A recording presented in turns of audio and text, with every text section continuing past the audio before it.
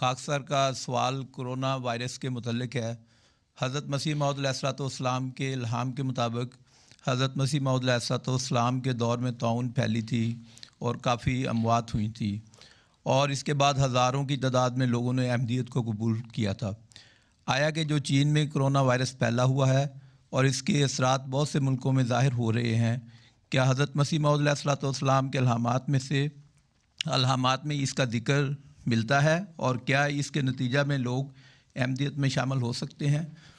کہیں ذکر نہیں ملتا کرونا وائرس کا۔ ہاں، بیماریوں کا، وباؤں کا ذکر ملتا ہے، آفات کا ذکر ملتا ہے، ٹھیک ہے، اور اس میں جنگ عظیم بھی ہے، اس میں آسمانی آفات بھی ہیں، طوفان بھی ہیں، زلزلے بھی ہیں، ٹھیک ہے، اور اس کے باوجود لوگوں کی توجہ نہیں پیدا ہو رہی۔ سونامی پچھلے 100 سال میں حضرت مسیح السلام کے دعوے کے بعد جتنے زلزلے اور طوفان آئے ہیں سمندری، وہ پہلے ہسٹری میں نہیں کبھی آئے، لیکن لوگوں کی توجہ پیدا نہیں ہوئی، باوجود ہم بتاتے رہتے ہیں لوگوں کو۔ تو یہ وبائیں جو پھوٹتی ہیں، اس کے بعد اللہ کی طرف رجوع ہونا چاہیے، رجحان پیدا ہونا چاہیے۔ پاکستان میں زلزلہ آیا اتنا بڑا 2008 میں، تو وہ کیا انہوں نے لیا؟